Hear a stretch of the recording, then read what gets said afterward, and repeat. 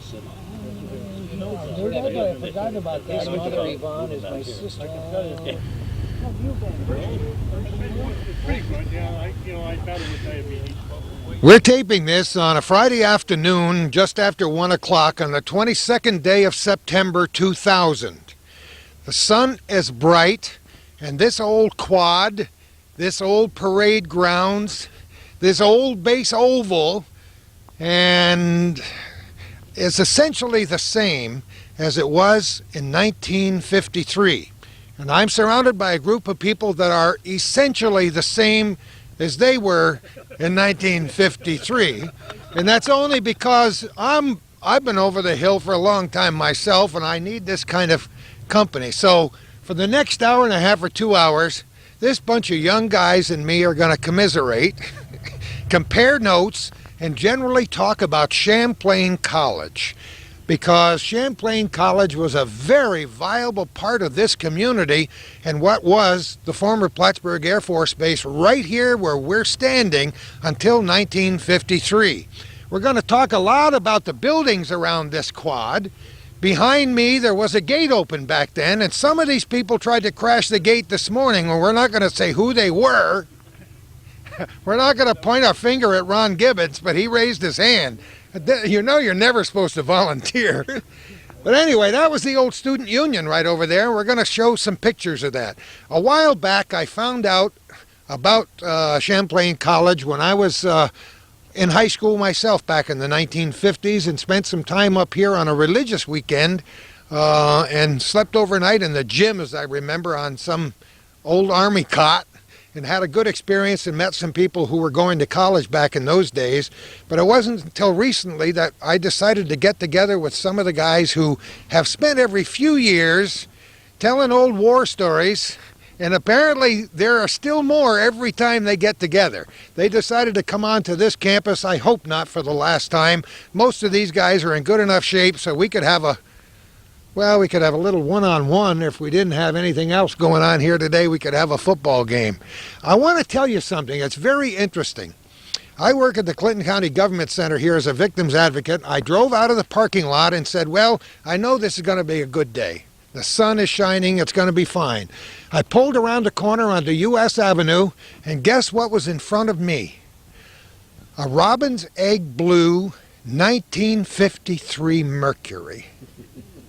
It said Merc 53. And I said, wouldn't it be funny if that's one of the guys coming up to the reunion? Well, it wasn't. He turned off onto Riley Avenue, but it didn't matter. It was really neat to follow him up here. What we're going to do today is just walk and talk. We're going to start by introducing all the guys in a row here. Everybody's got stories to tell.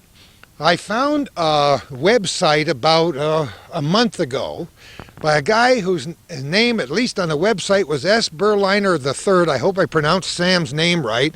He and I corresponded, and he's got 14 pages of pictures and memories of Champlain College as it was, as he remembered it in 1953. He tells some stories about trips to Montreal that I don't think anybody here today would dare to substantiate. But he also has pleasant memories, and Sam sends his best wishes to everybody here. He gave us the right to use any information off his website.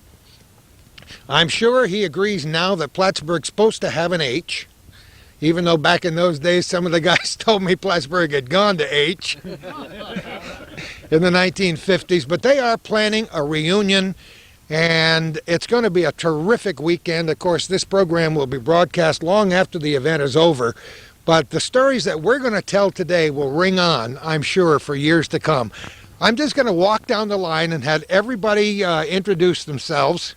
First, I'm Bill Carr from Wilmington, New York. I graduated in 1952, and I don't know where I'd be today if it hadn't been for Champlain College. That's the same T-shirt that you had in 1952, right? That's correct. That's correct. Well, we're going to talk to you, too. And who are you? George Jones, Marco Island, Florida. I was here for about 2.5 years before I went on to Hofstra College downstate. It was about the time they closed it up.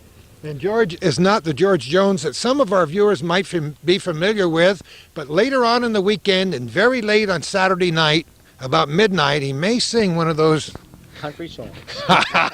George is one of the great organizers of this weekend. We read all of his correspondence, And we also saw a long list of names that you've collected from people who've come to these reunions over the years, but there's still a lot of people who went to school here who aren't on that list, right, George? Absolutely. We've looked hard and long for many of them. With not much luck, we discussed it among ourselves here just a minute or two ago. People we just cannot seem to find. But we've had some great turnouts over the last 18 years. It's wonderful that you guys do get together. I was just thinking back, I've never been to any kind of reunion. Every school I ever went to is torn down because they're all ancient history. All those little one-room schoolhouses and little tiny high schools are gone from the face of the earth. And every now and again, a voice will call me on the telephone, say, Gordy, do you remember what we did in 1952? And I'll say, do I want to? And we'll renew acquaintances. But I'm glad you guys are here. Who are you? I'm Cy Perlman. I live down in Yonkers now, but I was from Manhasset, Long Island when I came up here to school. Graduated in '52. 1952. I just happened to have a yearbook right here from 1952, and maybe we'll get a chance to see if you've changed over the years. Possibly. He could still wrestle at 145, and don't you forget. Well, how'd you know that? Do we know stuff about you? We're going to talk, and married a Plattsburgh girl. That's happened before, right, Dick? Yeah, Plattsburgh. I'm from Plattsburgh. All right, we know that. Who are you? I'm Nap Light. I'm now live in Peru, but when I was a student here and I was in the same graduating class as four of these fellows, 1952, I lived in Plattsburgh. And at the time, I had a band, and we were playing at the Legion, and I remember a lot of the students used to come down there and on Wednesdays and Saturday nights, and we had a good time. I can imagine that's true. It was. I'd like to mention that we had some rather prominent students, prominent citizens in our class. Dominic Viscardi just retired as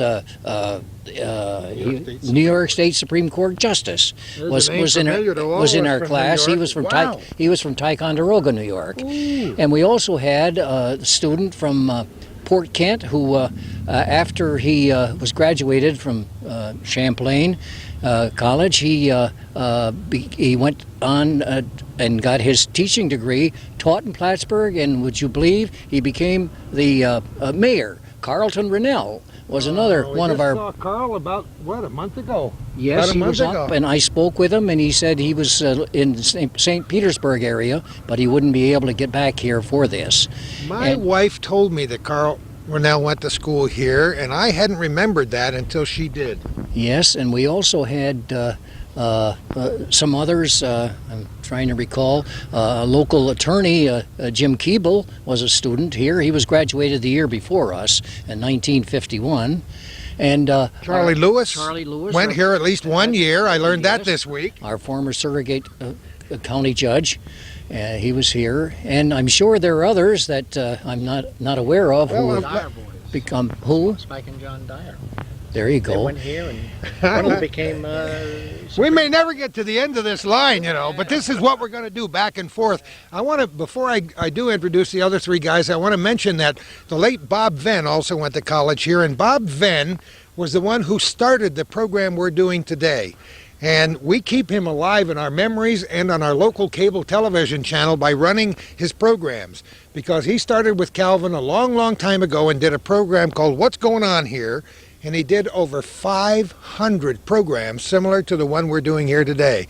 And when he died and I got out of the radio business, Calvin and I, between us, had just enough life left to continue this program, and it's called Our Little Corner, and we've done a couple hundred probably, or very close to that number, over 150 programs at this point in time. So yeah, a lot of famous people went here, but you guys are just about as much famous as I can handle for one day. This is a famous uncle, by the way, to our friend City Clerk Keith Herculow, whom we followed his escapades down through the years, and his latest finding of Pike's cantonment has put him on the map of history. Besides that, he's a great guy and a lot of fun. Smart young man. Yeah, that's good. That's what an uncle's supposed to say. Dick Coffey, how are you, my friend? Good, Gordy. Thanks for what you're doing here. This is great. You know, it's great. You and I got together a few days ago and said, what can we do? And you said, what can I do to help? And here we are today. It's great. Great. Dick has told me, and he'll say many times, that he attributes much of what's happened in his life as a successful person and accountant in this village, this town, this county, this state, to his getting his start after the service right here at Champlain College. That's right. I was in the original class in September 1946. I had just come out of the Navy, had no idea what I was going to do. There was the GI Bill, there was this opportunity, and that got me started. And here we are today. Right. Here I am, just a tad younger than you are, and I still don't know what I want to be when I grow up. But we're working on it. And over here, Ron Gibbons, 47 to 49. Had the honor of playing the first football game, college football game here. We played Clarkson, and we tied him 7-7 tie, and I played 54 of the 60 minutes. isn't that terrific? Going both ways, like they don't do anymore. Yeah, they don't. Don't do that in college ball anymore. They don't do that anymore. But it was great to be here. Those 2 years were fantastic. I enjoyed it. Did you always play center, even in high school? Yes, I did. Did you really? Yeah, 185 pounds. Unbelievable. that. And he's still at the same fighting weight today. And had a great time. I appreciate you doing this. This is great. You know, it's so great because Ron's son is Tim, and Tim's wife is Judy, and Judy works with me in the probation department. So, yeah, we talk about you every now and again, but it's all good stuff. I'm Ron. sure it is all good stuff. And thanks again. Well, delighted to have you here today. And another local son. Bob Pearl, Plattsburgh, class of 52. When I was here, probably it was about 50% veterans because I transferred up here from Siena. I spent my last 2 years here and graduated in 52, but a lot of great guys here. As I say, quite a few, probably half of the college at that time was on the GI Bill. Everybody I know who went to school here went on the GI Bill, and I'm not sure if that wasn't the reason why this college was established in the first place. Initially, yes, it was. As part of the Associated Colleges of Upper New York, I think there was Sampson, Mohawk, and Champlain.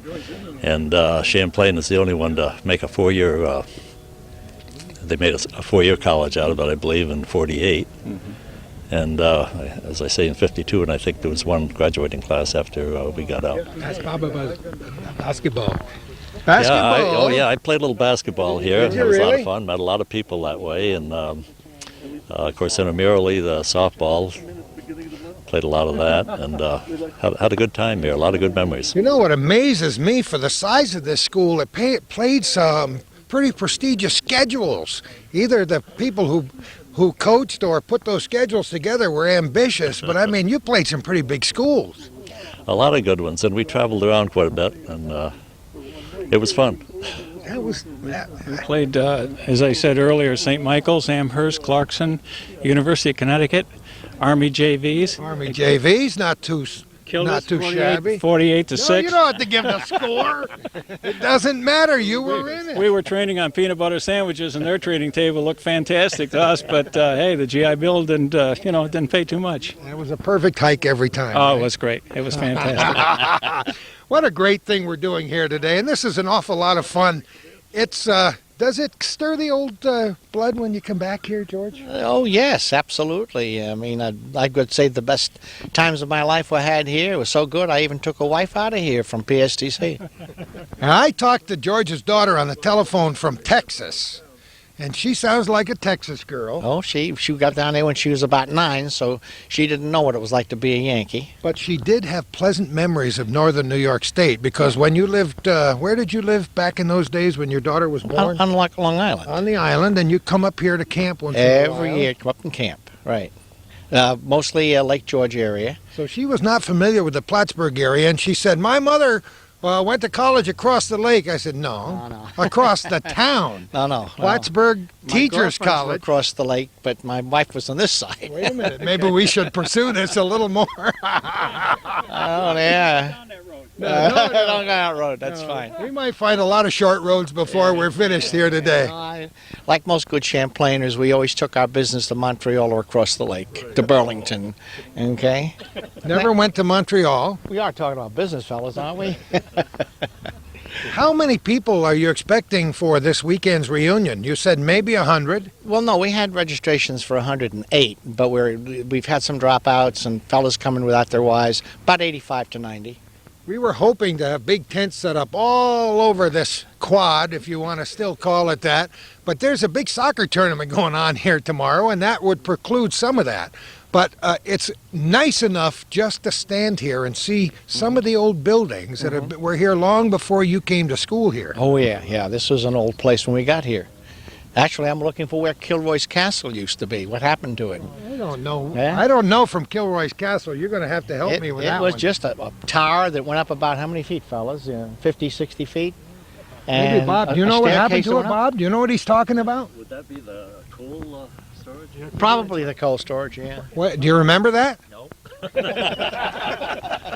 It's not going to be like that all day, is it, guys? And Ticonderoga Hall is gone. I'm told it burned. That was where I lived the first time I got here, 1948. Really? Yeah. Well, we got a few pictures from Sam's website that we're going to show. Did you have something in your mind you wanted to Yeah, tell us? I wanted to comment, and the others may have additions. Some people who went to school here who were and are very prominent. One was the late actor John Cassavetes. Another one was Marine Corps General Steve Olmsted. He became a general in the Marine Corps. Another one was a three-war veteran in the Army, George Garrett. George was a very young lieutenant in World War II. He served in action in Korea and action in Vietnam. He was on General Haig's staff at the Supreme Headquarters in Europe. Those are three that come to my mind right away, and many other people. George Jones, an important businessman, and all these fellows. We all did good things. We're all important. We made it here today. Right? That's the most important thing. Amen to that. But those are just a few that occur to me right off, and I'm sure they can tell you all about other prominent grads. Well, let's just walk over here again, and let's talk about what you remember about the student union. Did you have good times in this building behind us? Oh yeah, pretty good. It was a decent place to go and grab a bite, and the conversation was always terrific in there. It was always, you always met somebody in there. You always knew somebody would be in there, and you didn't have a problem communicating and making a little diverse chatter instead of just a learned education.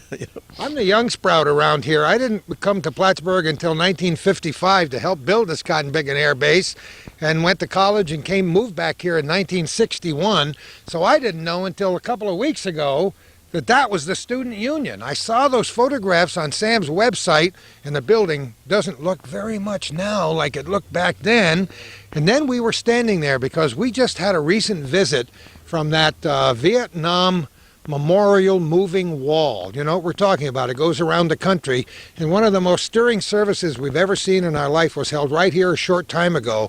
And I'm standing over there listening to these stories, watching the Gold Star mothers put wreaths against that wall, and the tears are rolling down my face. And I looked over and I almost said out loud, "Student Union. That's the cotton picking building right over there." It sure is.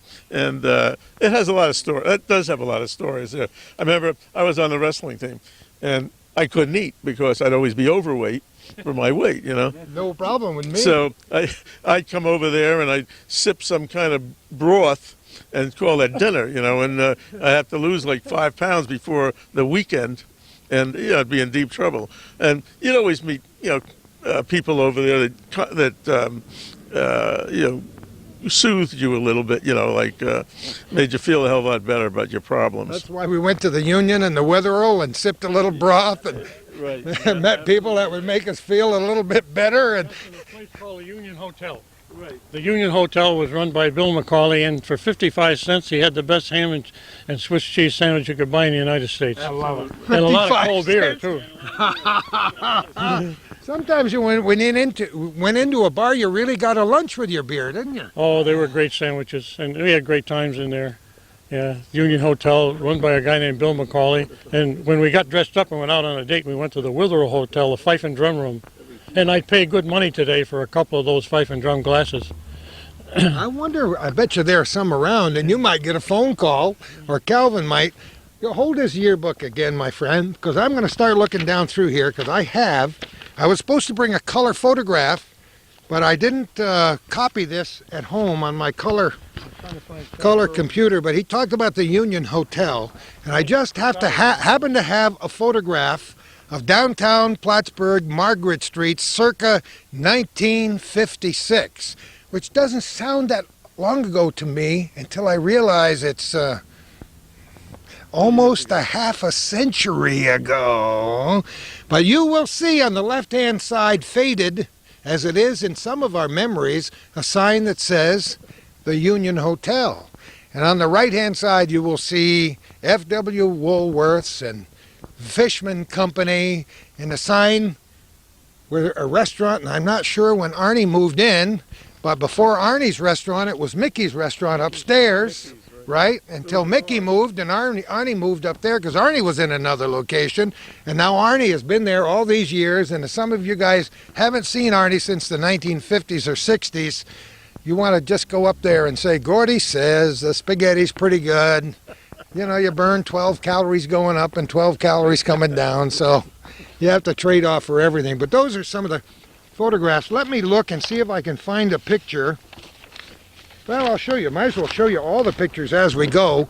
The campus quad, which we're standing, it was called the quad. It's been variously called the old base oval or the parade grounds, because as our audience might know, and if they don't, they're going to learn before this day is through, this ground we're standing on is hallowed ground because it's been a part of military history here in the North Country for a long, long time. And the old Plattsburgh barracks were here. Some people gathered around here had relatives and friends who served in the infantry. Remember all the great things that happened in and around Plattsburgh and up and down the Saranac in the 1930s and later on in the 1940s. A lot of training. And what some of our audience may not know until today is that ROTC got its start right here in the early part of this century as a training for young men right here as a Plattsburgh idea. And a lot of very famous people came here way back then, including presidents, etc. On the bottom, yeah, Harry Truman and many others. You can see the student union and take a look at that and compare the picture with what you see here today. And you can see that that porch has been all filled in, and probably the inside of that building looks nothing today like it looked back then.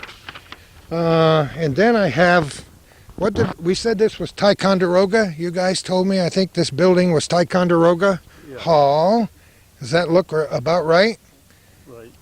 And who was it? Dick, you were telling me where did you stay next to the gym? Valcor Hall, right over here, next to the gym. It's a small building back there next to the gym. Oh, I see. It's hidden back there in the hidden tree, behind. but we can still see it now. That's right, Valcor Hall. So a lot of the buildings now, the gym was there back then. Oh, yes.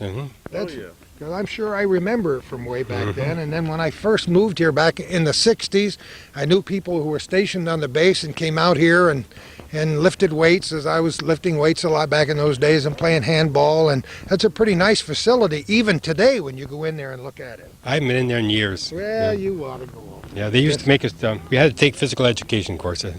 We had to do exercises every day. Didn't get any credit for it, but it was good. They taught us in the different 50s, getting out of bed was a tremendous exercise. Right. It was all downhill after that. Right. A lot of great memories, though. Isn't it great yes. to meet these guys? It certainly is. It's wonderful. Good to have them back in town. I didn't realize that there was even a flying club on campus. Does anybody here remember the flying club? Well, there's a picture of the plane right there, the Champ. You never went up in it, right? No, I don't like flying. Oh, you drove all the way here? Yeah, I drove all the way here. Yeah. Thing I remember too, that was like 1,900 guys and students, and 100 of them were women. But to counteract that, over at Plattsburgh State Teachers, there were 900 students over there, and 700 were women and 200 were guys. So it kind of down to the nitty-gritty here, aren't we? But what I remember is running for the student union, not myself, but other people, and they had a old Model T Ford that was open. Maybe some of these younger fellows don't remember that, but they came down. They came down around that corner right there, and they had so many guys in it, split right in two. And you got Keystone Cops, right? Yeah, that's what it was. And I think the guy got elected for whatever, but it's a lot of these memories are coming back now. I love it. While you and I were talking on the phone earlier today, you said to me, you named a few people, and of course, you know, I like to drop names too. I know Bob Pearl, and I know these guys, but you said Lenny Kane. Yeah. And I said some word which we probably can't repeat on film, but Lenny Kane was the morning man at that little radio station I worked at a long time. And we got a lot of stories to tell about Lenny Kane when we have a much longer program. Right. But Lenny Kane worked here for a long time, left here, and I think he went to Gloversville. That's right. George Bissell's first radio station was 1340 AM WENT. Right. You remember that station down at Gloversville, and then down to Kingston, and is that where you live today? Yeah, Hurley, just outside of Kingston. But Len is president of Chamber of Commerce down It there. has been for... A number of years and doing an excellent job. Yep. Yeah, he's a good man. Let me move over next to you. Bob, is it the juice is flowing here? Are you remembering things?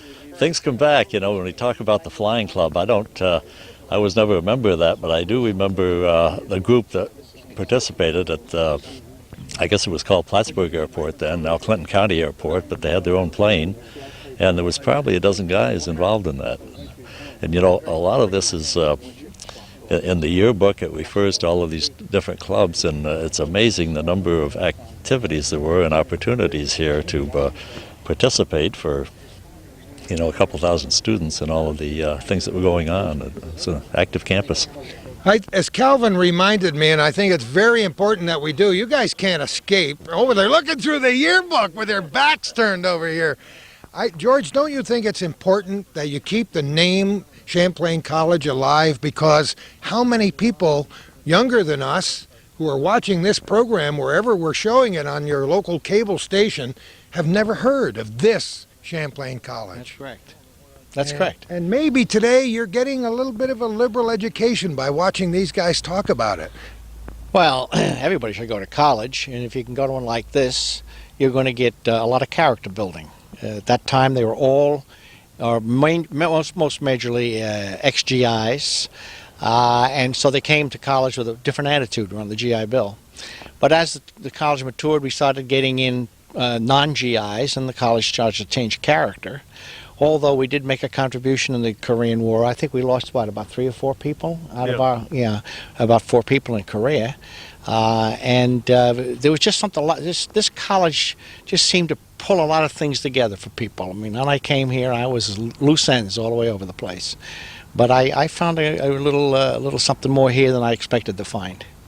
You said you came through here, what, about 7 years ago, or how long ago was the last time you came through here?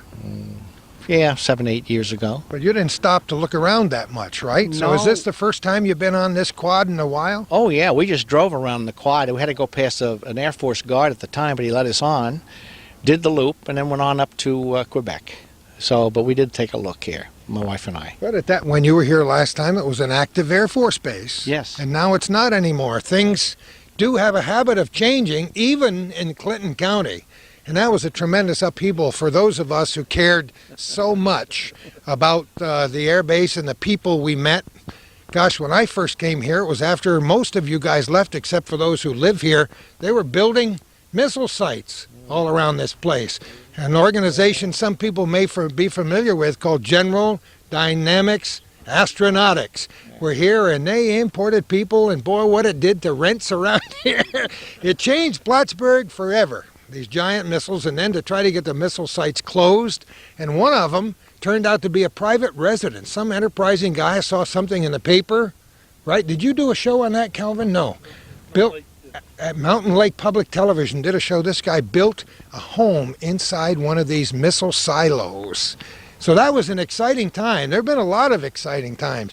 Something we ought to talk a little bit, a few technical things about the school, because you went here how many years, George? About 2.5. 2.5. Did anybody go all 4 years here? I did. You went all 4 years. Yeah. Now, it started as a 2-year school, I think, right? Yeah, but not... Yes, it did. It did. But it was already converted to a 4-year in 48. And I don't know when they did that, whether it was fall of 48 or the previous semester, which would have been the spring semester of 48. It could have been then. Yeah, I wasn't sure, but I've talked to different people. I get over to Dick Coffey. How many years did you go? I started in 48 and finished and graduated in 52. The college began in 1946 as a as a 2-year college for returning veterans. Right around 1950, Thomas Dewey came along and made it a 4-year college, but he didn't really mean it because we were out of here. You mean to tell me that Tom Dewey didn't mean everything he said? Well, we have a cartoon in that yearbook that you had in your own there, and, it's a caricature of Governor Dewey in a cap and gown, and beneath it the caption reads, "Colleges commissioned cheap." And a lot of us left here with hard feelings about this because this college could have been saved. It was initially one of the first units in the State University of New York. We had great faculty here. Great faculty, and in my working life, I've been in and out of educational institutions, and boy, I'm telling you, I came to recognize how good they were, and they all had to find work somewhere else in 1953. But the college existed really 46 to 53. It was dedicated right here with a big celebration, and everybody from around all northern New York came, and Dewey came, and there was an academic procession of faculty, and that was the beginning of the first semester when they had this big celebration. In the series by Jeff Myers in the Press Republican, he wrote about that when he was doing that historical series of the 1900 generation. Yeah, I came here, as I said before, I don't know where I'd be if it hadn't been for Champlain College. It gave me an opportunity to get going in life, and I didn't have a very good high school academic record, but they gave me a chance, and I'm glad I was able to take care of it, take advantage of it. I played hockey here, right down on the other side of the gym, Clinton Hall, where the tennis courts are. I played hockey. We played outside. The other teams didn't like it very much. We played outside, and I played all 4 years outside. No, if it's not 70 degrees in the stands, you can't even get people to go to a hockey game. I married a girl from the North Country, from Osable Forks. I roomed with her brother, and that's how I met her. We've been married. We celebrated our 39th wedding anniversary last month. 5 children, and I've talked to them a lot about my school and how much I enjoyed it here. And I come back a lot. I did one tour around the campus when the Air Force had it. You had to go through a little red tape to get on the campus, and then since the Air Force has been gone, I've been here every year. Took a whirl around the campus, told my kids where I lived and all that. You know, my kids, I'm going to step over and talk to Nap for a minute. Every time I go and visit someplace that I used to live in the old haunts, anybody who's in the car with me has to make the tour and listen to the narrated trip, and you can hear groans and snoring, and oh no, do we have to do that again?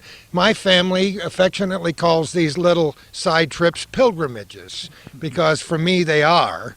And I love to go back to these places. The trouble is, a lot of the places that I hung around, including most of the schools, are not even on the map or anywhere to be found anymore. So I'll stop for 10 minutes and look out over an open field and tell my kids what was there. And that's not necessarily what they wanted to do. That wasn't number one on the Letterman's list for that day. But they do have an education about the places I went to. And I think it's very important to mention educators in terms of people and places and educational institutions that had an impact on our lives. I've written columns about it and talked about it a great deal on radio and on television about how teachers impacted my life, sometimes almost on a par with my own parents. And I'm sure you can remember back teachers and college professors that did have a profound impact on your life. Yes, one in particular, Dr. James Miller, who was a professor here at Champlain College. He talked to me before when I was working as a clerk in Plattsburgh, and he said, "Knapp, you should consider going back to school." And I said, "Well, I'll consider it." And I took an aptitude test, and Mr. Ferns, the Veterans Administrator then, he said, "Knapp, you can make it all right." And I had spoken to a brother, Dr. Al Light, who was past chief up at Community That's College. right. He was a brother, and he was doing well at Plattsburgh State Teachers College, and he said, "Yes, you can do it. You were a better student in high school than I was."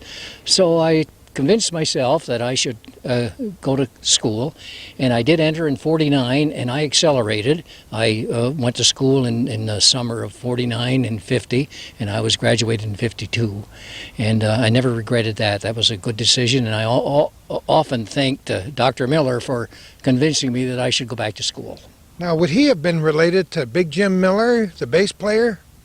Well, He was Big Jim. He was a musician, a bass player, guitar Oh, would player. that be the same Jim Miller that we all knew and loved? When did he die? 10 years ago or so? Bob? About that, yeah. His wife Dorothy is still in Plattsburgh. There's only one Big Jim Miller. That's Dr. Jim Miller, yeah. There we go. See? Jimbo, we called him. Always a connection with everything. And you having been in the music business back in those days, and Jim Miller, I don't know, was he playing bass back in those days? Yes, bass and guitar. And guitar. And of course, he was professor of music here, and had a couple of courses with him. Enjoyed those. But we played a lot of music over the years. As a matter of fact, I'm still doing it, Are you really? and I still enjoy it. Oh, isn't that great? That's Great the hobby. that's a wonderful thing about music. Dick, did you tell me that for a while this school ran on a 3-semester basis? Am I wrong there? I think, in the one I transferred to. Oh, I see. You went from here. Now, that's what happened to you. You were a product of the closure in 1953, right? No, I started in 46, then in 48, there was 48 you went. There was no place to take my third year, although someone mentioned they did extend it that year, but I thought we were closed out. So I wanted to take a major in accounting, and all the colleges were so full, but I ended up in New Jersey. Trenton. Right at college in Trenton, and that's where I finally got my degree. And then, did you come back here immediately? Yes, Right a after couple of years later. After worked in Poughkeepsie and IBM for a couple of years, and then finally came back up here. You know somebody else who worked in IBM for a couple of years. A lot of people down there at that time. But it was overall a good experience, and you've told me several times this week that this was one of the pivotal times in your whole life coming to school here, I out of the service. I think so. Coming out of the service and not knowing what kind of a major I wanted, had no idea what I was going to do when I joined here. I said, well, I'll do something. And I took an accounting course, and I liked it, and caught on from there. I had no idea what I was going to do. I had never even taken bookkeeping in high school. And we know where Bob went, and he only ended up about 1,000 yards south of here. You live in Cliff Haven. How long have you lived there, Robert? About 40 years. Have you really? Yeah. So you didn't stray very far away. No, in fact, my house, when you're talking about General Dynamics, the engineer that built my house and lived in it for 2 years was transferred to California after the missile sites were completed, and so I bought his house and moved out there, but that's about 40 years ago. Isn't that amazing? And Bob and I have a lot of fond memories of this area, and some of them apply to Cliff Haven. I remember in the 1960s grabbing my old-fashioned microphone and running down there when two young kids found a couple of cannon. That was right out in front of our house, yeah. I knew that. And I was out there with the microphone, with the tape recorder running, and these kids, and Frank Papps brought these That's cannon right. up, and weren't they beautiful? Yes, they were. And then it started about a 3-decade discussion about who owned the cotton picking things. Where should they go? I bet you Peter Vernoy and his friends wished they had never taken that dive into the I think waters it of was, Lake Champlain. There was a Davidson and a Munn, I think, were involved in that. Yep. Yeah. But it was great, and now here we are in 1999 and 2000, talking about bringing up the anchor to the flagship Confiance, the British flagship during the War of 1812 and the famous Battle of Plattsburgh on September 11th, 1814. So the more they go around, right? There's a lot of relics out there that probably haven't been brought up yet. If we take a swim this weekend, there'll be even more of those. Ron, I want to ask you a question because you spent how long actually in this town? Probably 2.5 years, 2 years. And we, of course, are right on the shores of Lake Champlain. I can't imagine anybody viewing this who wouldn't know that. But was anybody talking back in those days about the Lake Champlain monster? Have you ever heard those stories down through the years? Just vaguely, yeah, just vaguely, but nothing that I can, recall. Maybe it was from the Union Inn, and It could be. Maybe at the Fife and Drum about 11:30 at night, but that was known as the Tweet and Boom. The Tweet and Boom. Yeah. I love it. But talking about teachers, I gave a presentation one time in class here. I could not think of toothbrush. And I really bombed out. And I'm only laughing because I have these kind of senior moments, as my wife calls them, a few with other things. And one of the things, it really scared me. And actually, my last 10 years with IBM, I was in management and teaching communication skills. But I always related to this. And so what I did was, a few years before I retired, I started my own communication business and interpersonal communication skills. But I always remember toothbrush. Toothbrush. The key word is toothbrush. If I ever meet him on the street in Montreal, I'm going to holler toothbrush. R&M Communication. Oh, look at this. He's got it on his license plate. It pays to advertise, I'll tell you. You and that guy that had Merck 53, boy, I'll tell you that. We got new people. Well, Calvin's coming over. Let me shake your hand, sir. And who are you? My name's Lamont Hunger Schaefer. Oh, terrific. Where do you live? Gilliland, New York, just west of Albany, about 9 miles. Some of you guys didn't come far, and some guys came from deep in the heart of Texas to get here and all over the place. So we're just, you know what we're doing? We're just reminiscing a little bit about the old days here on this campus, and I'm sure it was a good time for you, too. Evokes a great many fine and beautiful memories. Yes, it does. Let's talk a little bit about it. When did you come here? Where were you before you came here? I came out of the Marine Corps in 1948 and came up here in the fall of 1948, early for football, and then left here when it was still a two-year college in June of 1950. That's about the 2-year, at that time it was a 2-year college. And then I think the year after I left, it became a 4-year school. I think the last year they graduated anybody from 4 years was 1954. But in those days, where was your home before you came here? Schenectady, New York. Yep, just 150 miles away. A lot of hitchhiking on Route 9. I've done a lot of hitchhiking on Route 9 now. We hardly even drive on Route 9 anymore. I took that route from Keysville up here just to evoke some more memories. And we've just been down to what used to be the married student area. And now, and also had been, I see when the air base had it, was a officer's quarters. It's just beautiful. Just beautiful, and especially that new senior community you have here. Isn't that neat? Yes, it is. That is grand. It is a lovely. And that's a very historic cemetery right nearby there. And this whole area is steeped in so much history. It goes back to almost to the beginning of our nation. There's almost always been a military presence here in the Plattsburgh and Clinton County area. I was telling my wife that all the way back to, I've forgotten the name of the regiment that was here, in the infantry battalion or regiment that was here in the First World War. And then I've forgotten what was here during the Second World War. And then, of course, it became Champlain Uni College in 1946 or 47. Well, we've had different presences. We've had the Army here. We've had the Navy here. We've had the Air Force here. I don't know if we ever had a Marine contingent here, except a visit, but we've had a lot of Marines around here. And there's been a lot of Semper Fi going on over the last couple of weeks here because we just, as I was mentioning a few minutes ago, you just missed the Vietnam Wall. You heard about it. Yes, one of the patrons at the lunchroom where we had lunch coming in. I had to get back here for some Michigan hot dogs. It's the Michigan hot dogs I have. There's no place around the Capital District. Probably make a fortune opening a place in the Capital District selling Michigan hot dogs. Isn't that amazing? And Michigans have been sold here since the early 40s. I did 2 columns in the local newspaper about the origin of Michigans. And like everything else that I try to investigate, there are about 15,000 stories, and everybody's got an idea about where they had the first Michigan, and it was my grandmother that invented Michigan sauce, and my grandfather, and some guy from Michigan got kicked out and came here and started Michigans, and And Nitzy and Nitzy didn't do too Nitzy bad. and obviously. Claire and Carl's and all Big the other disappointment when we got here is that he's closed That's temporarily. not fair. God almighty, I drove all the way on Route 9 just to get to Nitzy's, and then across the street they're closed. I'm glad you said that. I bet you don't remember how much a Michigan cost way back then, do you? Well, I remember 15 cents. I think they were a quarter by the time I got here. Hell, and I we was not happy when they got up to 35 cents either. Best ham and cheese on rye I ever had was at the Union Hotel. That's the second time that's been mentioned, and we know it was 55 cents. Too. 45. Oh, 45. With pickle chips. And a beer for a dime. And a draft beer for, yeah, I can remember nickel beer and dry Bill 10 cent McGauley. beer. Yeah. Well, here, I'm hogging a mic I on you. love it. We're glad to have you here. Wait, did I you see very somebody else come with you? Who's this over here? Oh, we'll meet her in a few minutes. All right, guys.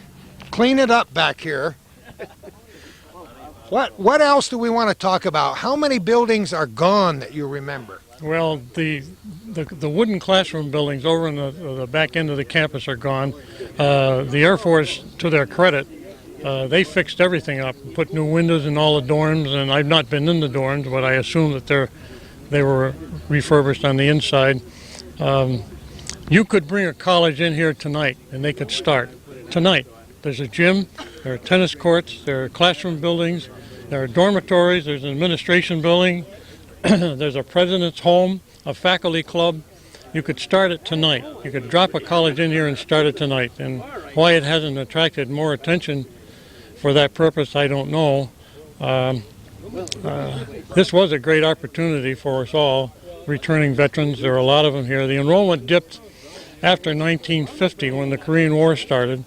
And those of us who hadn't been in the service, we knew where we were going when we got out. And there were a lot of fellows, some of them here, who were in the service and came here following that. I'm sad to report to you that there's another Champlain College across the lake. I would have thought that name could have been preserved in one way or another. I always hoped that something would start here, but State University and state officials were faced with a dilemma, really. A planning dilemma. They had two campuses in Plattsburgh and in a community really big enough for only one. Later on, what we knew as Plattsburgh State later became the State University College of Plattsburgh and has been vastly expanded, and it's a great institution. Not because I've lectured there, you see, but it does provide a great opportunity.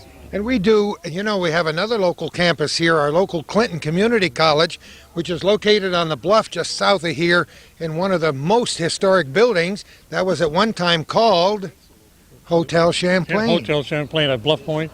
So yeah. We got Champlain in all over the place, and one of our guys has found another Champlain College somewhere up in Canada, so I think there may be 3 in the world. But that's all right. Clinton Community College is a fine institution and a great old place to visit. Some of us here, a lot of us here were active on campus. Cy Perlman was a wrestler. George Jones football. Monty Hunger Schaefer football. A lot of us here were active on the campus. We didn't just go to school here. We took part in the college community. Cy will tell you about his wrestling victories. Well, let's talk about where did you travel to when you wrestled? Well, you traveled to various colleges. For example, Hofstra down on Long Island, Paul Smith up in Saranac Lake, which was I'm not sure I think it was a full year college, but I don't know what their specialty was there. I forget. And all other state universities I think not Oneida. Could be. Maybe Ithaca College? Ithaca College we went to, yeah. We wrestled against Ithaca. And a couple other local state colleges. It was good. And then we went up to Montreal and we wrestled McGill.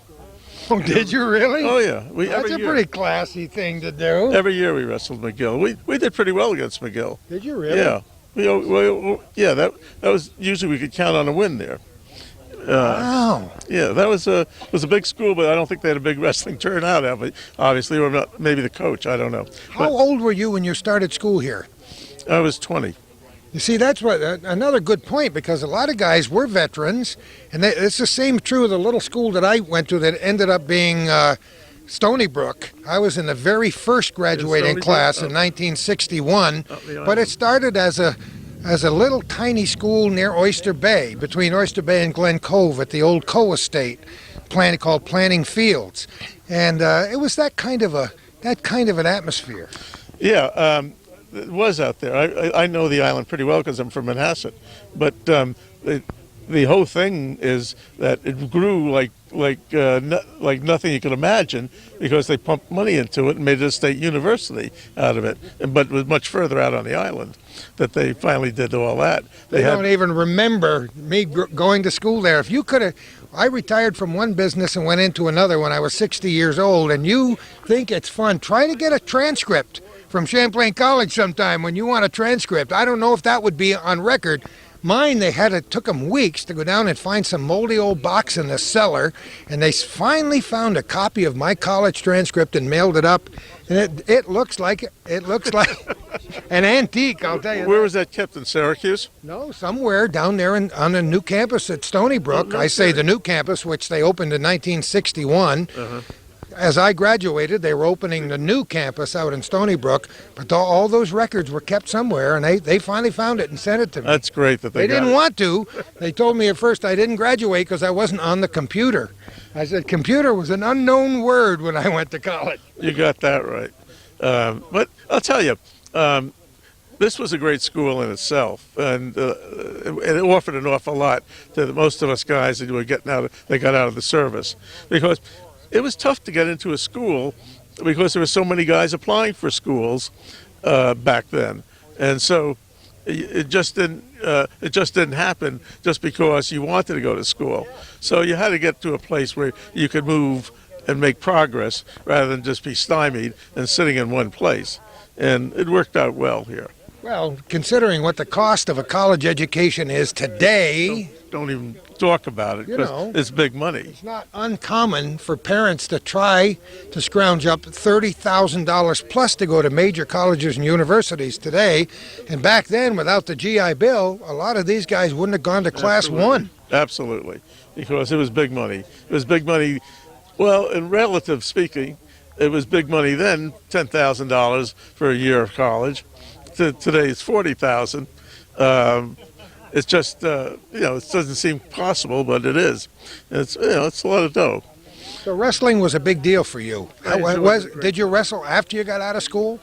No, just not. No, after I got out of school, I went to work. And that's the way it was for most of us, every once in a while, a shoplifter, because I went to. I love it. I went to work in the retail business and in a training program and stuff, but it worked out well. But once in a while, a shoplifter. That may be the classic line of the day. That's where it give me a little up. I was up on a guy a little bit. So now you play golf. I play golf. And pretty much that's it.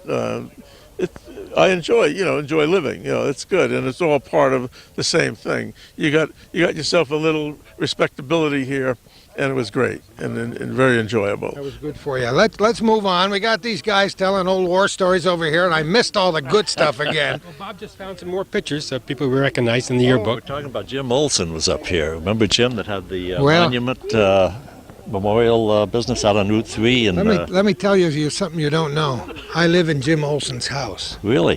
Is that bringing it close to home? It's pretty close. I live in Jim Olson's house, right next to the fire station in Morrisonville.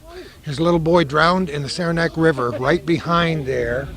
And I can tell you a lot of stories about the Olson family. They still have some family members who live around here. He owned the house in front of mine and turned it into a nursing home at one point in time. Mm-hmm. Now it's a video store all these years later. We started to tear, I don't know how you're doing this to me, Robert. Started to tear a closet apart to do some remodeling in our house, and I ripped a board off the wall. You throw stuff out the window or in the middle of the floor, and I just happened to look at it, and somebody had written a message in pencil on the back of the board, and I'm paraphrasing here, but it says, Whoever finds this, whenever you find it, say a prayer to bless the soul of Jim Olson. And he signed a date, whatever it was, 1950 something. It wasn't that typical of Jim Olson, so it's great that you should mention it. I had no idea that Jim Olson went to school here. Yeah, he was about the same time we were here. Year after us. Yeah, I guess I met his wife Jane a couple of years ago, who's a sister of Mike Wilson, Yes. who passed away, and I met her at Mike's funeral, and I hadn't seen her in a long time. What a great lady she is. I got to talk to her as we were. Last time I saw her was in that beautifully refurbished auditorium on the 3rd floor of City Hall. She was there with Katie, or one of her daughters, and we just reminiscing about the old times. Isn't that funny that he should bring that up? Who else did you discover, Knapp? I don't recall anybody in particular. There were some other local boys. I think I do recall, though, something that was rather interesting. The students who were housed here and were from out of town, the locals called them hot dogs. That's what the students were called by the local boys. And of course, we were local fellas, and we had to put up with that kind of conversation. Rizzuto when we need him, right? But we tolerated it, and we didn't think they were so bad. We enjoyed the local boys. He was one of them, and we had I think 6 or 8 others who were local students. I remember Skip Sachs was here, and Bob Brunell, and George Walcott, among others. And you yourself and myself. Can you think of some other local? We looked at that list, and who else? We had Joe Abraham. You remember Joe? Oh my Joe goodness! Abraham. Yes. His dad used to have the Ginsburg furniture. Oh, John O'Donnell, who was a retired FBI agent. Of course. But John was not from here. He's living here now, and he worked here for many years with Ed McShane in the federal building as an FBI agent. Another dear friend, Ed McShane, through the years. Yes, Benny Lavarando was another one. Yeah, He's man. Joe's brother. He was quite a wrestler, too. He probably wrestled with Cy Perlman. I bet he did. Yes, I am. Can you think of some others We mentioned Bob Ryan. He's from my hometown of Saranac, but we understand he's not well, hasn't been well for several years. But his picture was in the paper. That brought his memories back, too. We're going to have to tell Sam Berliner that we're going to spread around that website. Maybe next year it'll be 28 pages instead of 14 pages. Now, this Sam couldn't come, or where does he live? He couldn't come. He said he couldn't come. I forgot where he lives, Calvin. Do you remember? I'm sure he mentioned it in his website, but I didn't catch it. He said he couldn't make it this time, but we give him credit for keeping the name out there. And for people, I just happened to stumble on it. We never got it yet. With all your instructions, my wife still hasn't got that up on the She website. hasn't found it. Well, I'll come to your house. I'll get my fat fingers come, and I'll lock up that hard drive of yours so hard you'll never. One little punch there someplace. She's not getting it. Could be uppercase, lowercase, or .com or something. I don't know. I have no idea how I found it, but I did, and Calvin found it, and we downloaded some information for our program here today, and anything to keep it alive. And I think that's a good idea to let people know that some pretty important people came. Listen, we don't have to be quiet. We don't even have to delete all the expletives here today. We're telling all the stories right now. And Come on, George, we need the stories. Well, what story would you like to hear? Anything you remember that made your I was tenure about here. to tell him. One day I had lunch. I don't mean to stand in front of It's all right. One day I had lunch with the former your president. wife. Of course it's all right with you. Go ahead. I was having lunch with the former president of Champlain College, who later became the Secretary of Board of Regents of New York State. His name was Fred Morse. And this was back in the 60s. And he had argued forcibly for this to remain not only Champlain, but become New York State University, such as a Penn State. I had seen the original projected schematic drawings and the blueprints. Mario Santangelo had showed them to me. And this was going to be another Penn State. And at that time, in 1950, I think they realized $1 million in revenue from just the city of Plattsburgh did, in revenue from what the college students would spend and the faculty and the payroll of the maintenance people, et cetera, on board the campus. But if that were translated in today's dollars, that'd be about $5 million per year just from this school. And they were going to have a school here of 10,000 students. So the air base prevailed, obviously.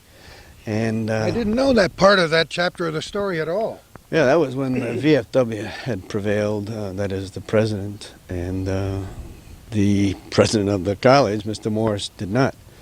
And so the rest is history. Well, I know back in the 1952 and in 1953, when there was talk of trying to bring the Plattsburgh Air Force Base here, it wasn't unanimous among members of this community that they wanted an air base here. And it was only later, when the air base moved in and proved itself to be a viable part of this community, that the community began to accept it. And through the years, those people who were stationed here said, we've never been in a community like this where they treat people in the service this well. So that, you know, we always spent a lot of time cementing that relationship between the town and the gown with our local university here and the Air Force in this community. And we, you know, all of us are sometimes resistant to change. And Clinton County, I think, is noted for its resistance to change of some kinds down through the years, to the point where us transplants get a little bit frustrated with that. But ultimately, it is a pretty darn good place to live and work, and that's why I've stayed here for a long time. Champlain College's problem was timing, among other things. Timing. The Korean War had broken out and the enrollment had gone down here. If you hadn't been in the service before you came here, then you knew you were going in the service when you left. We all knew that. But the government, the federal government owned this land. It never belonged to the state. And it was leased to the state of New York, and it became controversial here. It became controversial in Albany, and the Albany government, I mentioned Governor Dewey before, he was asked whether they really wanted to retain this land. And I think Dewey was one of those who did us in. Others here could see a lot more dollars from the military base. There was a gentleman named Clyde Lewis, who at that time was a prominent attorney and still living. And still here and still doing what he does. He was national commander of the Veterans of Foreign Wars, and he had a lot of influence in the Defense Department. Other community leaders got on the Air Force thing, and the college really didn't have a chance. And it was good for me and good for all of us here.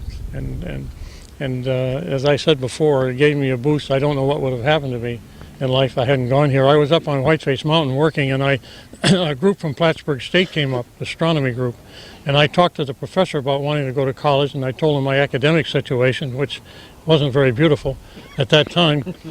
And he suggested Champlain College, and I came down here, and they gave me some tests, and I had to make up some courses for which I didn't get any credit. But I made it out of here and got a lot of inspiration from the faculty, and the townspeople were very good to us. I can remember standing down in the corner downtown on a February night, and it was below zero, and a cab driver stopped, and I was waiting for a ride from a student, anybody, and he picked me up, and I said, I don't have any money. He said, that's all right, hop in. He gave me a ride to the campus. I never forgot that. They used to call us hot dogs. That's what somebody mentioned a few minutes ago. Oh yeah, we were called hot dogs. I guess the cab driver liked hot dogs. Locally, I said, I don't have any money. He said, just hop in, and he took me up. Oh, it was a terrible cold night. But I spent all my money downtown. You see, at the Union Hotel. Maybe he worked as a bartender on the side. You don't know that.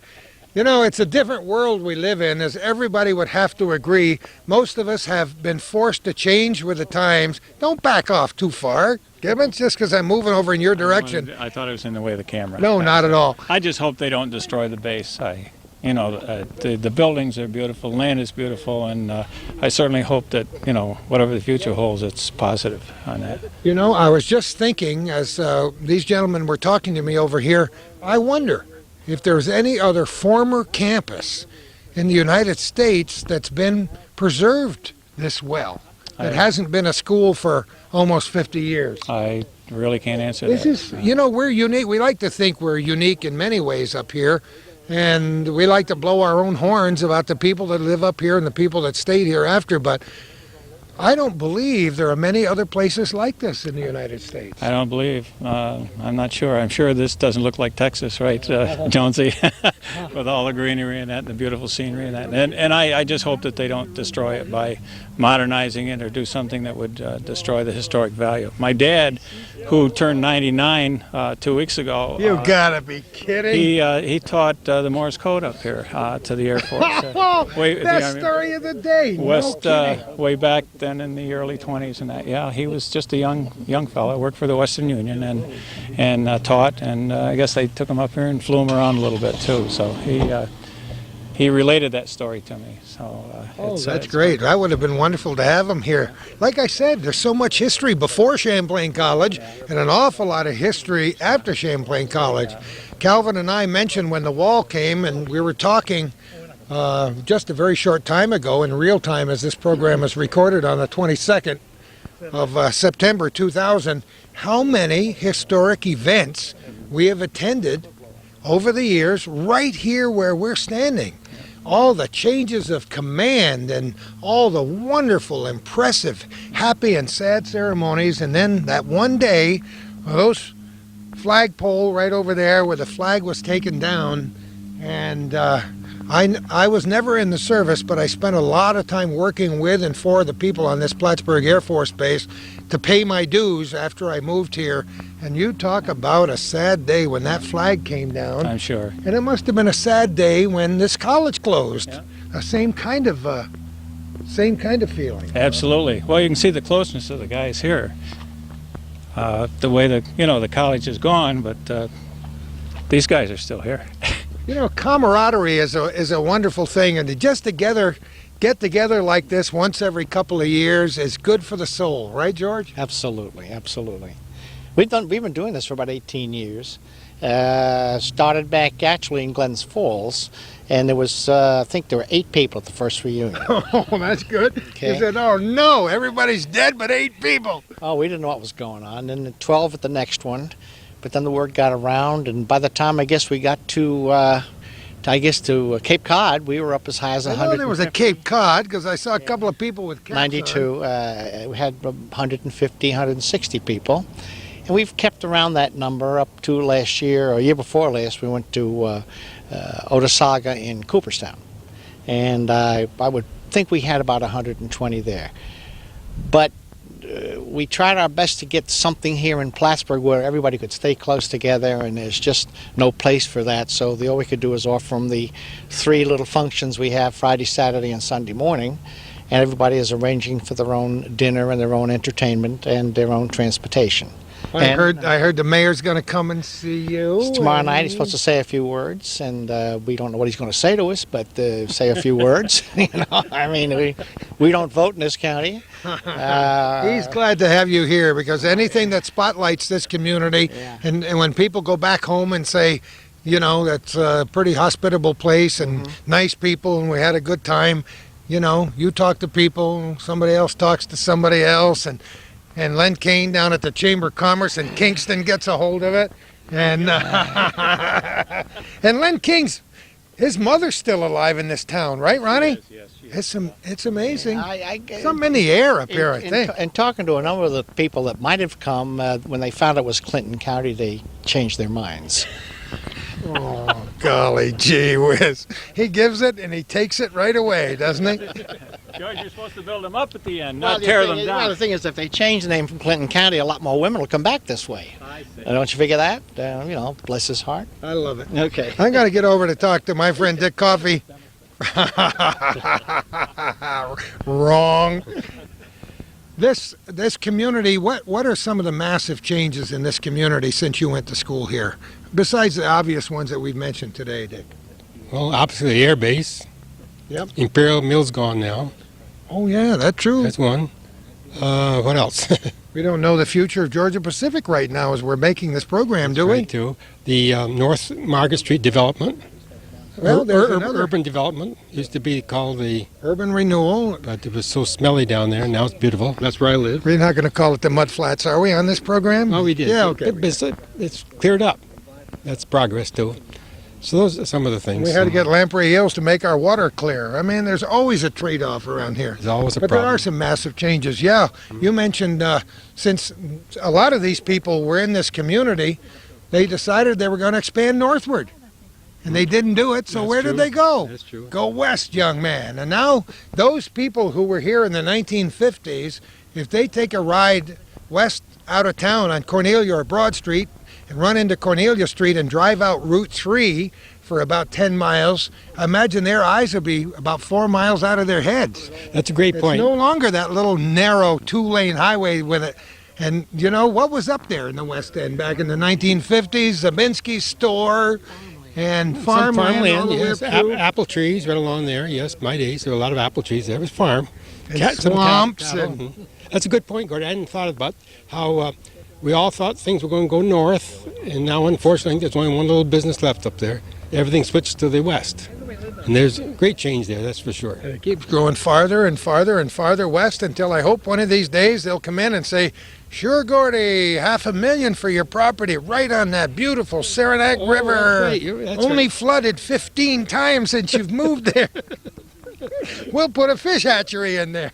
I can't wait till they get that fish ladder at the Imperial Dam built, and we got salmon coming up. I guess that's quite important, isn't it, to the It is. community? I'm not a I'd love fisherman, to- but I'm not a fisherman either, but Calvin and I have interviewed many people who are, and that would be amazing to bring that back to the 1800s when the salmon spawned up past my place up toward Kent Falls. it will mean a lot, won't it? Yep. Well, let me move over a little bit. Thank you so much for your help here today. Isn't this fun, Nat? It is. It's great reminiscing. Where did the book go? Seeing Did we some- lose the book? Bob just left with it, but I have one. Sure. I You have got one in the car. if you Oh, want. you do. huh? Yeah. Well, we gotta flip through a few pages of the book. I don't know how much time we've got on the program. We got an hour yet, Calvin? An hour and 10 minutes. I would like to end up by having the rest of us, just stand around that book and flip through the pages and see who we can see and what we can see. Does that sound fair? That sounds fair. We're gonna do it. I'll get the book and you In can just do a that. moment. We'll get the next one in place. Next two in place. We got a high-class cinema going here, and right in the trunk of George's car. And we got pictures of the hockey team, and what else we got? We got a football team. We got some good. Tell us what we're looking at one at a time here. That's That one there. That's a snow. That's a snow structure during the winter weekend. Yeah, And then the VC stood for the Varsity Club. They're the Look guys at that got that. together and did it. I like it. And this is and the Wait, Vars. just give us 1 second on each one. This is the football team, except for down here. These are hockey players. But these guys all played on the teams together. You know, they played double sports, triple sports. Basketballers and more hockey players. Well, he's taking Oh, them one boy. at a time. This is good. This is doing it.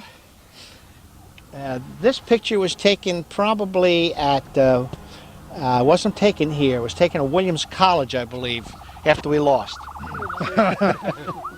That's me. That's me. Is it really? Yep. Is that you, Ron? Yep. Number 44? 44. Yep. Number 88. Yep. You were pretty tough. I was the Michael Irvin of the team. Okay. Hockey players. Okay, the hockey team. I'm going to move this bench. Okay. Okay. This now is the football team again. Following year, previous year.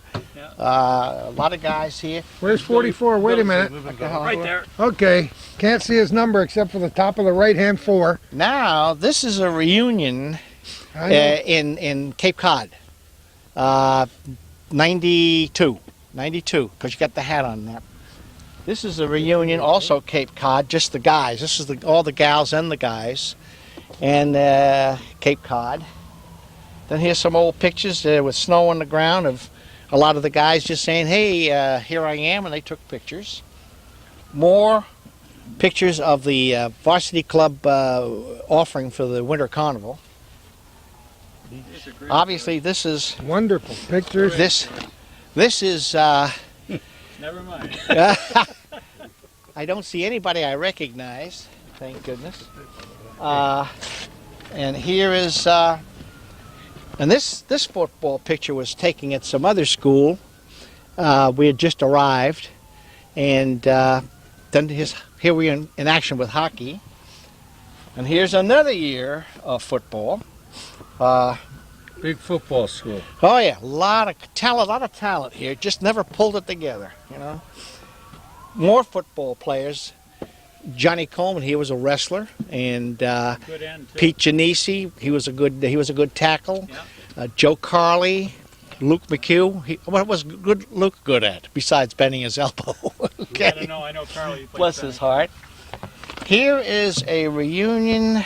This is also Jughead Hoover on the end. yeah, Jughead Hoover, right here. Over on the left-hand side, Yeah, right? yeah, Jughead over there. Yeah, Jughead. He's down near Cooksaki or He's Scaticoke. been Ron Smith and Porky Payne. Okay. Bob Yotis, remember him? He came from West Point and played with us. He was an excellent player. Another picture of the '92 reunion. Here's a picture of the hockey team at work. No helmet. This is against Middleburg. I saw a picture of Jack Klein in there, and Jack was around here, was an icon in this area for a long time now. Here he is, right here in Yeah, the middle. take it away, and those people remember There he is, Jack right very there. well. Oh, yeah. There's our good friend Jack, and he's still around. Who said they see him every once in a while down in Florida? A lot of people. A lot of people see him all the time. Go by. I see him about once every 2 years. You got to drive to Daytona, but he missed the last reunion. He just cannot travel anymore. It's hard for all right? him. Yeah. And but he still plays golf down there. You gotta be kidding! telling Isn't you. that wonderful? He used to come up here and play with us, and we always planned on a real long round. But he played, and I don't know what he's doing now, though. Just another combination of 1947, 1948. right? Bob Payne was in these pictures. And, well, there's some other things. Only 52, 53 years ago, Ronnie. Yes, that's right. right. That's right. Oh, golden memories. That's Wow. That's about it, guys. Are we glad we got into the trunk of the car here today? Right. While we have an opportunity, George, welcome back to town. Thank you so much for being with us today and bringing your friends. Some of us old timers are gonna stay around for a few minutes and look through Nap Light's old yearbook and look at one of the newspaper articles from the class of what was that, Nap? 1952. You guys are gonna have a great weekend. Yes, we are. Whatever you do, stay in touch. And if you come back to town, we'll do this again in another 15 or 20 years. That's no problem. Just make sure the place is just like it is. Great to see you. Have a great day for those of you. All right, let's just move out of the way so these guys can get on with what they've got to do. I got in my hand a wonderful article from the newspaper. Champlain will graduate class of 275 on June 22nd. Chancellor Myers and Dr. Carlson to deliver the main address. Interesting because we mentioned the names of those people who were there from the local scene, right, Knapp? Yes. Read some of those names off for me if you can find them. All right. First one was Loyal Bouchard, son of Mr. and Mrs. G.D. Bouchard of 10 Oak Street, Plattsburgh. George Wolcott, son of Mrs. Anna Wolcott of 89 North Catherine Street. John W. Ostier, son of Dr. and Mrs. George Ostier of Champlain College. Napoleon Light, son of Mr. and Mrs. John Light, Never heard of them. 134 Beekman Street.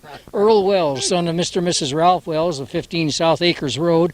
Robert G. Pearl, who's here today, son of Mr. and Mrs. Leo Pearl of 72 Saley Avenue. And Robert Brunell, son of Mr. and Mrs. George Brunell of 5 Bailey Avenue. So there were 9 locals in that graduating class. Oh, and then here's a guy who's taken off his glasses to read the fine print. What's wrong with that picture? And I've had trifocals for 100 years. Let's take a look at this book. And Calvin, maybe which way would we better to turn the book? Okay. First thing we did when Nat brought this yearbook was to look for our friend, the late Bob Venn, in here, and he must have been off doing something fun, like collecting old antique toys or something when they took the picture that day, because we couldn't find him in here. Calvin's looking over our shoulder. Just comment as you're looking at things, Nap. Well, we've seen some pictures of the football teams and hockey teams, but in addition to that, they had a soccer team, cross-country team. There are a couple of pictures there, and a basketball team, and Bob Pearl was on that team, and a local Earl Wells was also on the team. We should be able to find them in here, but there's Bob Pearl right there. Recognize him after all these years? Boy, oh boy, isn't that beautiful? Yeah. And we had a wrestler here. He's gone. He's left us. Hockey, we've seen some pictures of the hockey team. Track team, We had tennis and golf teams, and baseball. And Loyal Bouchard was on that team. I remember watching them play right over here in front of us at the baseball field. Baseball was a big sport in Plattsburgh back in the 1940s and the 1950s, and the local team, the Plattsburgh Majors, really did some things back in those days. Yes. And come on over, Ron, so I can hear you. Some of the Plattsburgh graduates went on to Plattsburgh State Teachers College to get their teaching degree after they left here. And there were several, I don't recall the names right now, but there were at least 3 that I know of from the class that I was in went over to Plattsburgh State Teachers College to play. Gus Perna, I think, was one. Gus Perna was one of them, and he's an outstanding athlete. There was a guy named King or something, great big tall gentleman, fella that went over there. So what they did, how they scored over there, I really don't know. But at least they continued their education. Oh, that's wonderful. What else you got there, bud? Well, we have a musical organization. I mentioned Dr. Jim Miller before. There he is directing the vocal group called the Drones. See what I say, Big Jim Miller? Why we called him Big Jim Miller? There he is. An imposing guy. There he is in the middle. It was a double quintet, 10, and they were outstanding. They appeared all over the North Country. Here's Mr. Miller in front of his band, and also I saw something of interest here I'd like to point out.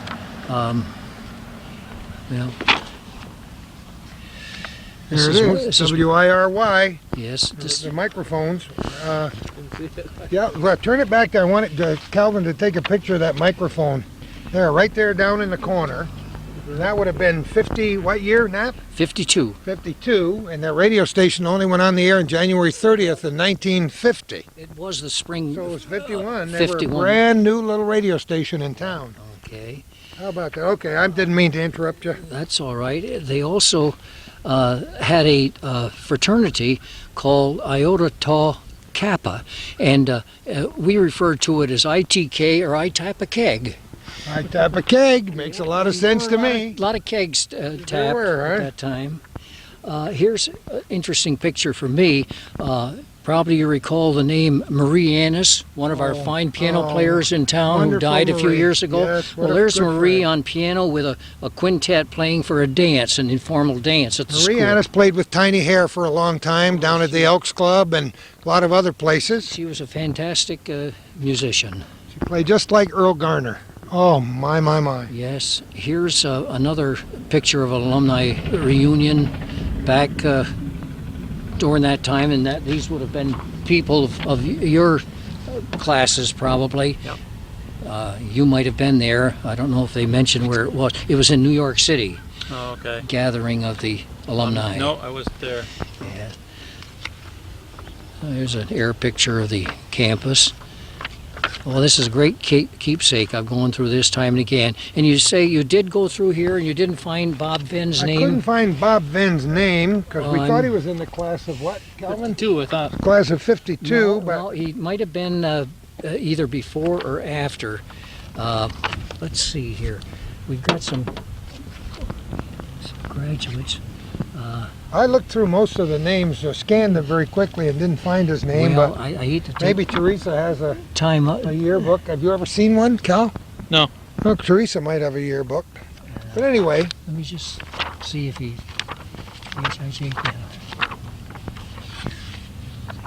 Now, here was a local boy, Bothwell Scher's son, J.F. Sure. Bothwell Scher Jr. Oh, of course. He was a student here, a local. Well, I forgot. We counted how many names were local people on that list that George sent out. How many did we find, Dick? 50-some or quite a few people from this area? I don't know if I counted. I put a little check mark beside it. Oh, that's right. I started to count them, and then 30, I think, yeah, maybe more. Quite a few local people. Here's another local fellow, Harold Dara. Oh, yeah. He used to have a business on the Irish Settlement Road.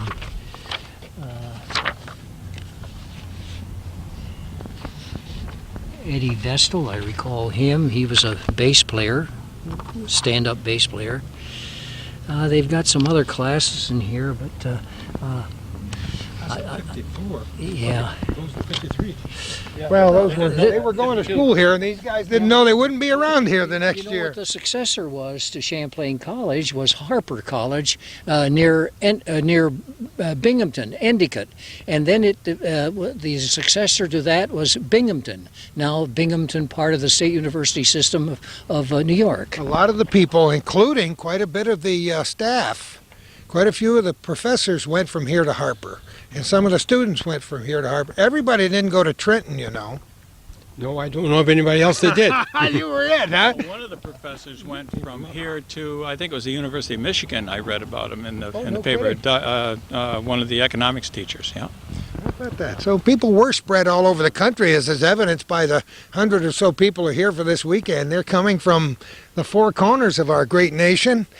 How about telling something about yourself? What does this chapel remind you of here? Yeah, well, it's a wonderful. wonderful chapel because more than one of my family members have been married there, and Kay and I were married there, and the fondest of all memories in our life, many years ago, right there in that old base chapel.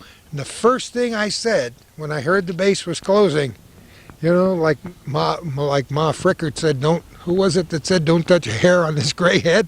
Whoever it was, I said, don't touch a brick on that old base chapel because I'm going to be standing there with a 2x4. That's a wonderful memories. But I have, you know, all of us, you guys have special memories here, but all of us have tremendous memories attached to this property right here. I mean, when you think about it, this recent Battle of Plattsburgh that we're talking so much about. Well, these old houses are quite elegant, aren't they? Oh my goodness! Isn't it too bad if something happened to them? The old stone barracks, which is just over that way. The old stone barracks, which hopefully will become a major interpretive center, and we envision by the year 2014, when we celebrate or commemorate, I should say, the 200th anniversary of the Battle of Plattsburgh, that this will be a major tourist stop for that reason and for many others. And if Senator Chris Ortloff and some other folks, including Gordy Little and Calvin Castine, have their way, they will be building a full-size replica of the American flagship, the Saratoga, and putting its anchor down right there. Wouldn't that be something? That would be great. That would be great. They certainly had a good weekend a couple of weekends ago. Wasn't that a great celebration? It was absolutely terrific. People came from all over the globe to be here with us. Well, you know, now with the advent of the internet, people can hop on there and say, oh no, Battle of Plattsburgh weekend, let's try that. Someone said they saw Kit Booth the other day, and Kit said it'll be even better next year.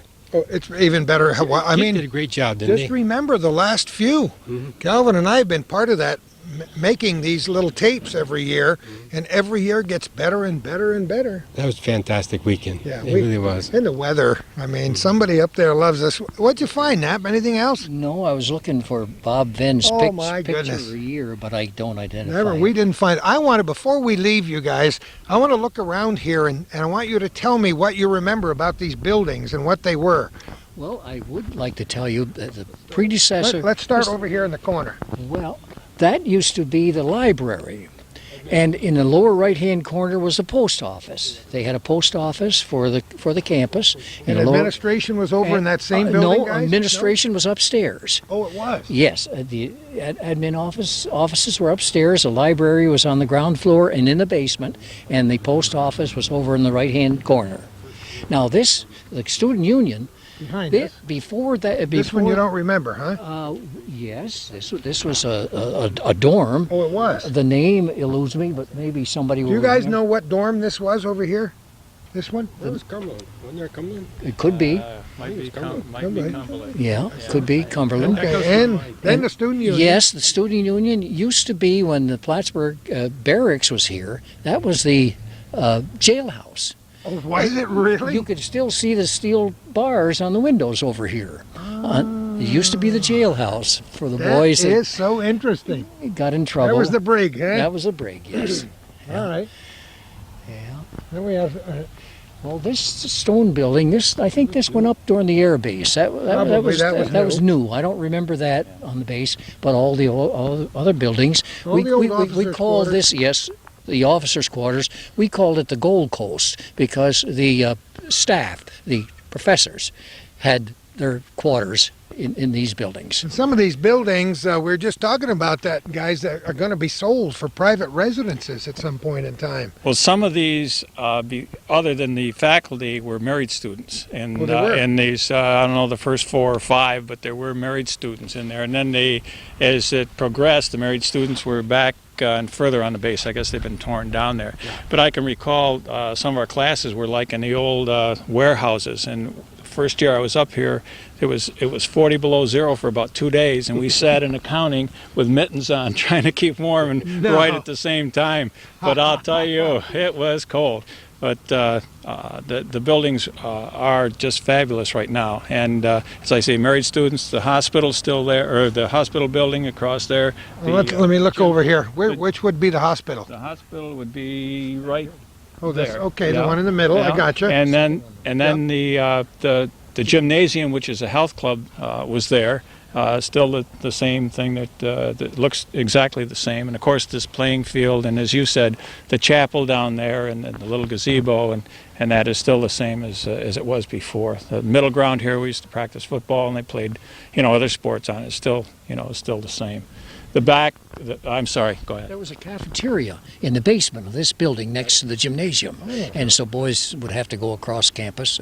Those who were quartered here, for example, would have to go across the parade ground here, or athletic field we call it then, for their lunches, breakfasts, dinners.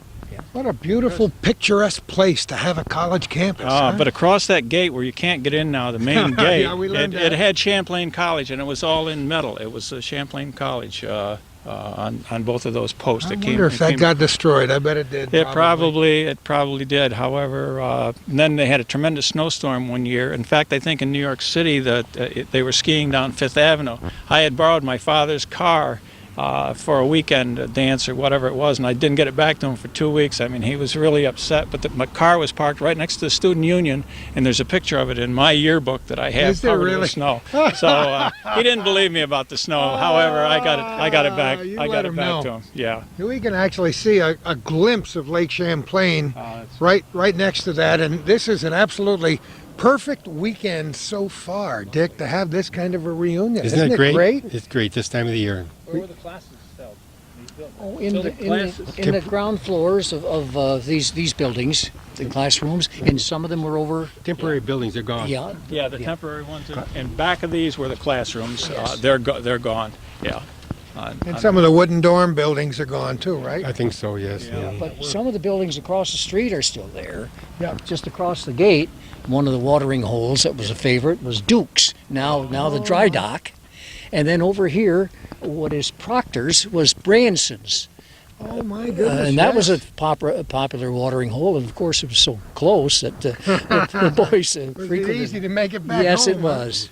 Well, Dick, now you said you actually stayed here part of the time, right? You were from Saranac. I was from Saranac, and we commuted for a while. And as I can't remember, but I think 1 year I commuted with my father's car, and I don't know how he got along with a truck. We were on a farm. And the other year, I think I stayed down here, and I shared a room with the Jared Kaiser, who's in the yearbook, but he didn't come. And we stayed in Valcour Hall, and that made it a lot better to get some work done. Well, you know what? We've covered a lot of ground here today, Ron. I'm so glad finally to meet you, and to know that Tim Gibbons has a grandfather who's still alive at age 90 what? 99. 99. Yeah. Isn't that fantastic? And his grandmother's 94. And she's still with us, They celebrate their 75th anniversary November 4th. That's about as good as it gets, folks, huh? Yes, so. 75 years. Yeah, that's great. You got the genes. I hope so. You got the genes, Ron. I hope so. You're in great shape for a man of 62. And you need your eyes tested too. I didn't know whether to smile or not. There was a long pause there, and he was going to take that compliment for a while.